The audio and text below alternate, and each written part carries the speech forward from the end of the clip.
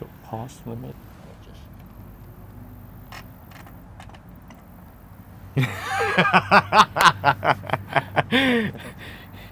This is the manual. What he's saying is that we need to have a camera Yes, person. right.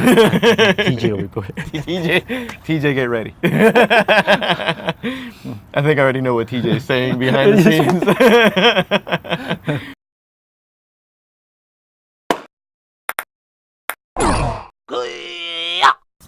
We're on. We're on. Okay. We are on. We are on. Okay.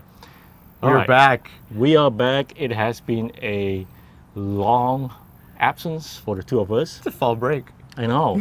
Sometimes you see me, sometimes you don't. Sometimes I try to find you and then you disappear. It's like ships passing in the night. I know. So finally we're able to find a time for both of us to sit down and continue on this fun stuff that we're doing. Oh yeah. All right. Today's topic. Bring it. All What's the topic? So one of the things I want to talk to you about is, as a Scrum Master or as a coach, oftentimes we are either given a team, or when you're walking into a brand new company, for example, you have a team that you coach. Yeah. Right? Well, how do you start? So where do you go? Or you have to know the starting point before figuring out what to do with the team, right? We kind of know where our end goal is. Yeah. Almost, right? Yep. So we always the most difficulty is not knowing where we are. Agree upon where we start. That's a good point. I mean, I think that's actually in some of the interviews that I've done in the past, when my interviewer asked me, well, how do you come in and assess where the teams are? And that's something that you'll hear a lot out there in the industry. So we know that when a company goes on through this journey, they oftentimes have a consultant come in and do an upfront assessment. Yeah. They have their things, right? But as a coach, as you walk into your new role, into what tools is available? What tools do you use? So with me, I mean, all I've had is experiences as an internal coach, and the approach that I've taken, I look at two things. I mean, maybe not tools, but maybe two items, and one of them is artifacts. Okay. And then behaviors. So coming into a new team, new folks that I'm not used to working with, new company. Okay. There's not really much that I can't like walk into a room and immediately assess where they're at, but there's a couple things that I've used in the past to kind of give me that. I actually do enjoy reading through prior retrospective notes. Like I look at retrospectives. Previous ones are a good indicator. So one of the assessment is there one? Well, yeah. Is there a retrospective? And that's actually a good point. It's like, hey, where do we have our retrospectives at? No, we don't have them. That's when the first flag comes up and says, okay, why? Okay, this is interesting. So you would, would it be true that you would first take and say, okay, if they are running Scrum, here are the Scrum ceremonies. Yeah. For each of the ceremonies, you're looking for the artifact for those ceremonies. That's what. Yeah, basically, you're just looking at the basics. Is your ceremonies and what are the artifacts coming out of it. It could be retrospective. It could be something as simple as, hey, let me look at your previous sprints because I want to see how we delivering. Right. I'm not looking at points or velocity or any of that stuff. I'm looking at delivery. Like, are we shipping what we committed to at the beginning of an iteration or a sprint? Now, at the beginning, you talk about behaviors too, right? Yeah. So actually, and I mentioned this in a session that I taught not too long ago, I love daily stand-up. Yeah. So the first window that I get on a team on where they are at is I go right into the stand-up and I just sit back and I just watch. Who's talking? Right. Who is it? Just one person on there? Who's or how are they talking to each other? Are they reporting to someone? Are they actually talking about the work? And then, I mean, the most basic thing is, are we going 15 minutes? Or is this a marathon session? Like, I think that for any coach, if you really want to do just a basic nitty gritty and see how the team operates, the stand-up is actually a really good place to start. Okay. So looking at artifacts and behaviors. Yeah. Right. Those are the two things that I look for when I walk into like a new organization, a new job, or a new team. Those are the first two things that I kind of look at me personally. Okay. How about you, man? What Okay. is it that So- what is it that you So look one, for? one of the things that I cross and I definitely do is do the things that you talk about. Yeah. One of the things I've been going through my mind is there a checklist? Is there something that I could use, or is it something that out of our experience, this is what we look for a brand new person not knowing, well, what checklist is out there, what Yeah. can we use? So I've been toying with the idea, and maybe people are already doing this, right? It's going back to the basics, going back to the Agile Manifesto. It has 4 values Yeah. and 12 principles, Yep. right? So if you look at those 12 principles and you take each one of those things, and I think you can take each one of those things and turn it into a checklist. The principles itself? Principle itself. Really? I can see that. I mean, would that be for somebody who's just walking in, is just fresh and started doing this, or is it like? I think it can be for anything. I think it can be a fresh start, or it can be just walking into a shop. Because if I were to assess somebody, so going back to simplifying it, Yeah. right? The heart Agreed. of Agile, Okay. right? Heart of Agile has 4 components, right? Yep. Collaborate, deliver, Reflect and improve. reflect, and improve. Oh yeah. You got these 4 components. I can take those 4 components and say, okay, I have this 4 simple checklists. Are we doing that? That's almost very- like a category. Yeah, and if you look, I mean, that is probably the simplest way to break it down. And if going back to what you were saying Yeah. about the 12 principles, the 12 principles almost expands on that, because if That's you look right. at each of them, it's a more detailed version Right. of collaborating, of reflecting, of Right. improving. And with that, we're not talking about Scrum. no, We're not talking about No. a specific framework.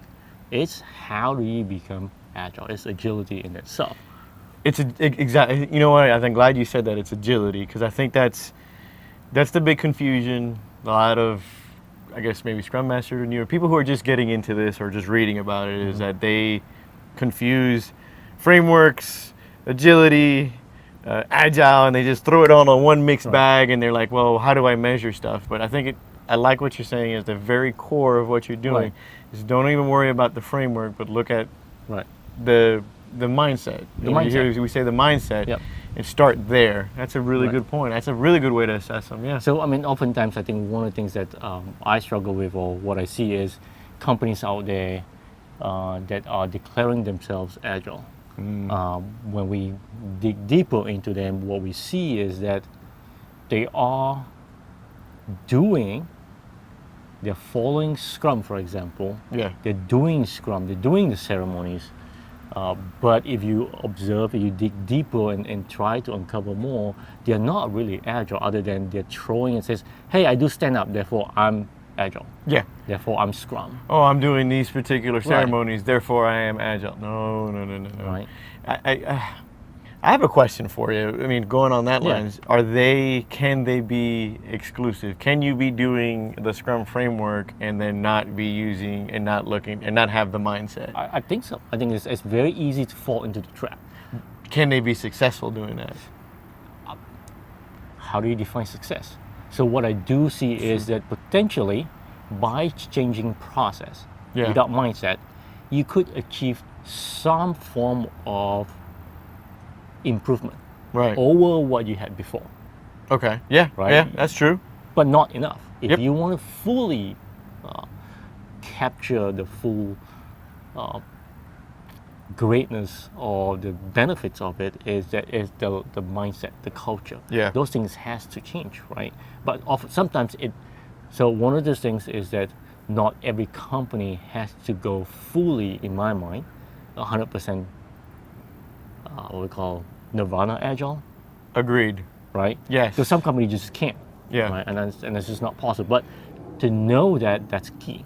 You know that you can't do that, but you go the max as you can, as far as you can. But have those the mindset, the values, the principles at the root of what Yes. you do, and then build out from there. And guess what? And if I were to look at those 12 principles, I don't even have to say anything about Agile. No. I don't have to call it Agile. You don't have to say we are Agile. But if we're doing those things, what we're doing is that we're being we're returning value. We're creating all this value much more for our company and for the clients, Yeah. right? rather than just saying we're agile. I think that a couple of years ago, looking back at when everybody was Right. saying, was going after the word agile, and I didn't really understand it, but now I kind of understand it as that a word can't really embody what everything that you're trying to accomplish. And I think that the word that everybody's using now is, I think it's like agility, Yes. any kind of agility, strategic agility, development Right. agility, product agility. And I think that embodies it a lot more because you take out all those different things. It kind of separates it from this whole frameworks thing. It's like at the end of the day, this is what we're trying to do. We're Right. trying to do those four things, the collaborating Yep. and all that. So And that's one of the things I realized in my journey is that agile itself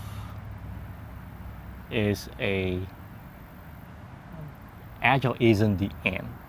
Does it make sense? I wholeheartedly Right. agree. So agile is one of the best means today that's available to us that will get business to the end Yep. that they're looking for.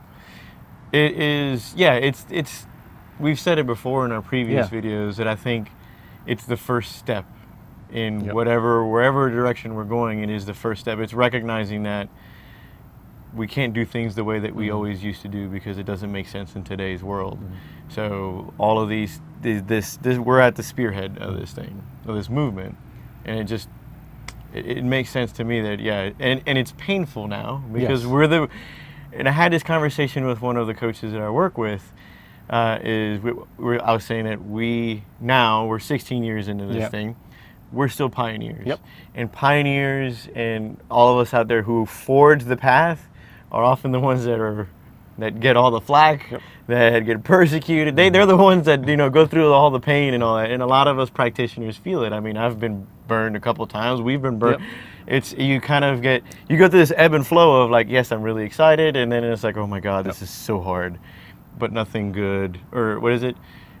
Everything that's good, you have to really work and you go through a lot of struggle with. So, but I like your idea to kind of go back and I like it because you kind of we'll go beyond the framework. Beyond the framework. And go before the framework and look at the 12 principles and the Yep. 4 core values. For somebody, I guess, who've been doing it for a while, for us, we look at it and it's just like, it's like second nature. It's Right. like, yeah, we already know that. Yep. But at the end of the day, you look at what we do, behaviors Yep. and all that other stuff, it's like, yeah, we're really rooting it behind to, are we embodying Right. that? Right. It So always we're helps. gonna try and wrap up, I guess. Yeah, let's do a wrap up. Do we cover it good enough? I think we scratched the surface on it. I think that there's a lot of coaches out there. And I don't want to say coaches. I want to limit it to coaches. I want to say there's a lot of individuals out there that have different approaches Right. on how they measure.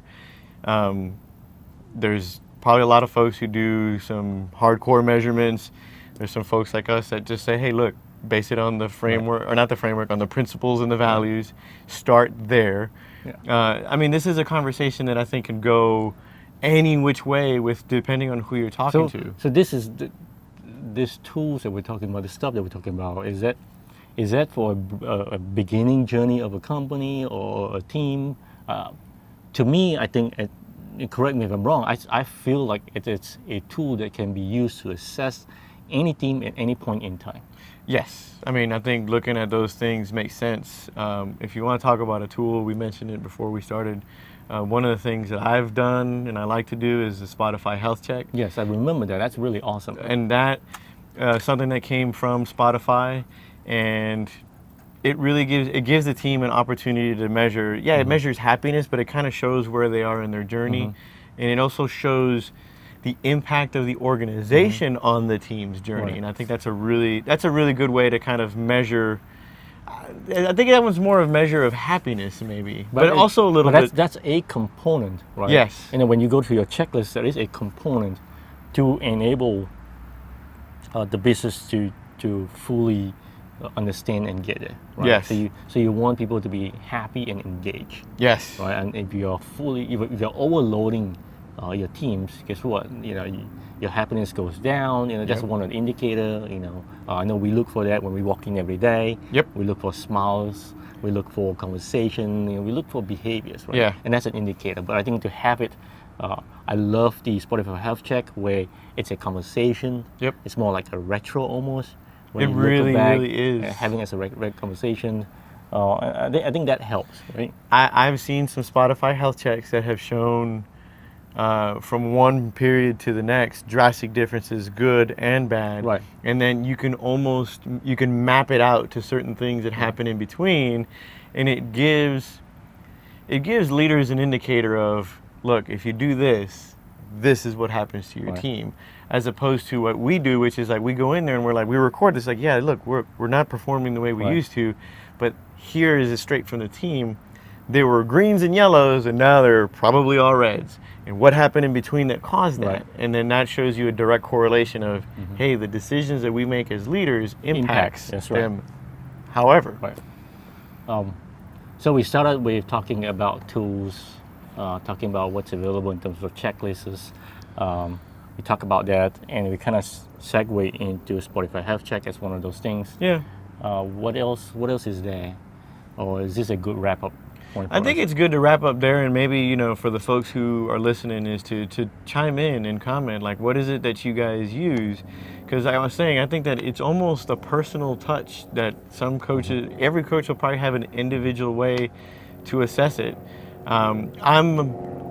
Put it out there, I'm very touchy-feely, so I'm all about behaviors and kind of just getting immersed in the room and just watching things around me, and that gives me what I need. But And I think that's the challenge is that most of us in this, me too including, are very touchy-feely looking for those things. Yep. But from the business side, they're very data oriented. that's where I do have a challenge Right. with that, because I'm not very data oriented. For me, it's like I walk in a room, it's like I know this is a problem, Right. but I do have that challenge of I can't turn that into ones and zeros. Right.